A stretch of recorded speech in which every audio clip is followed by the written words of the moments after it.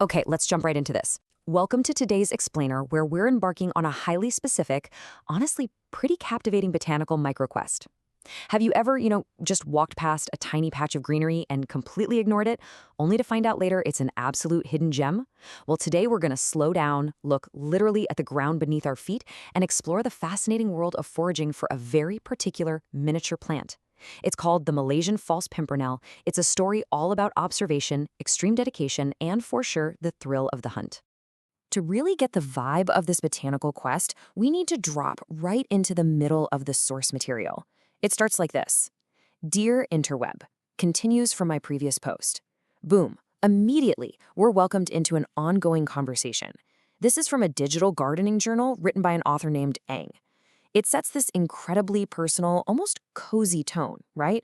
We aren't dragging through a sterile botany textbook today. We're stepping directly into the mind of a passionate gardener, just sharing their day-to-day discoveries with us. Section 1, the epic gardening saga.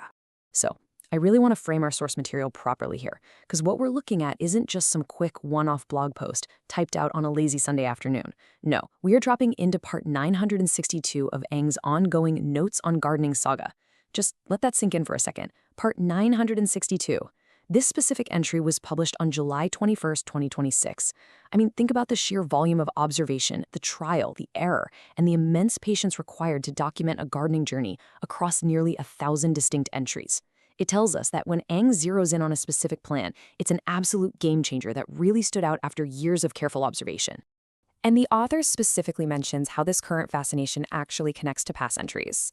There's a shout out to an early indulgence in gardening many moons ago, all the way back in part 38. Then a subsequent encounter popped up in part 890, and now here we are at the current entry, part 962, the current fascination. It's like a giant puzzle coming together. This brilliantly shows us how gardening isn't just, planting a seed and walking away. It's totally iterative. It's this lifelong relationship with nature where a plant you maybe briefly noticed years ago suddenly becomes the absolute center of your attention today. Moving on to Section 2, a miniature botanical wonder. So, what exactly is this plant that's captured the attention of such a seasoned gardener? Well, the goal here was finding a ground cover plant that absolutely excels at blooming. Eng mentions having explored different ground cover options for quite a while now. And typically, a ground cover is just a low-lying plant that spreads out, right? Used to protect topsoil or block out weeds. But Eng doesn't want just any basic, boring green carpet. Ang needs something that really pops visually, something providing a fantastic floral display right down there at the soil level. Which brings us to the star of today's explainer, the Malaysian False Pimpernel, scientifically known as Torenia crustacea. Basically, this is a tiny ground-growing plant that Ang identified as a top-tier choice for ground cover, specifically because of its beautiful blooming properties. It's literally the perfect intersection of practical ground coverage and stunning visual appeal. Let's actually slow down a sec to really savor the plant's unique, almost microscopic characteristics, exactly how Ang describes them. First off, it features square stems. Actually, scratch that, not just square, but distinctly square stems, not round at all. Then it has paired serrated leaves, meaning they grow opposite each other with these tiny saw-like edges. And finally, the whole shebang is topped off with its crowning jewel, tiny violet flowers. You literally have to get down on your hands and knees to appreciate the intricate geometry and delicate colors of this tiny marvel. Now check out this fascinating comparison. On one side, we have our tiny, unassuming Malaysian False Pimpernel, and on the other, we have the heavy hitters of the floral world, orchids, standard Torenia, and snapdragons. Ang astutely points out that this tiny, wild, often totally overlooked ground plant actually mimics the visual grandeur of those much larger famous flowers. Isn't that wild?